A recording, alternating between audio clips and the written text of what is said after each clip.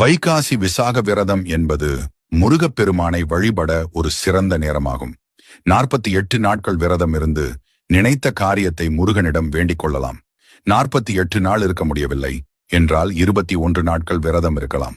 விரதத்தை தொடங்கும் போது அருகில் உள்ள முருகன் கோவிலுக்கு சென்று விரதம் இருக்கும் காரணத்தை சொல்லி வழிபட வேண்டும்.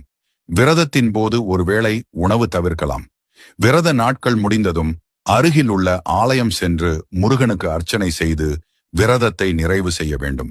விரதம் தொடங்குதல் செவ்வாய், வியாழன் அல்லது வெள்ளிக்கிழமைகளில் விரதத்தை தொடங்குவது சிறந்தது. விரதத்தை தொடங்குவதற்கு முன் அருகில் உள்ள முருகன் கோவிலுக்கு சென்று விரதத்தின் நோக்கத்தை சொல்லி வழிபட வேண்டும். விரதத்தின் போது ஒருவேளை மட்டும் சாப்பிடாமல் இருக்கலாம்.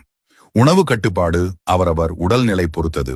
முக்கியமாக விரதம் நாட்கள் முடியும் வரை அசைவம் தவிர்க்க வேண்டும்.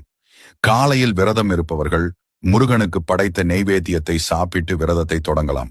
விரதத்தின் நிறைவு 48 அல்லது 21 நாட்கள் விரதம் முடித்த பின் முருகனுக்கு அர்ச்சனை செய்து விரதத்தை நிறைவு செய்ய வேண்டும். விரதத்தின் பலன்கள்: விரதம் இருந்து முருகனை வழிபட நினைத்தது நடக்கும், மனம் அமைதி பெறும், சுகமான வாழ்வு கிடைக்கும்.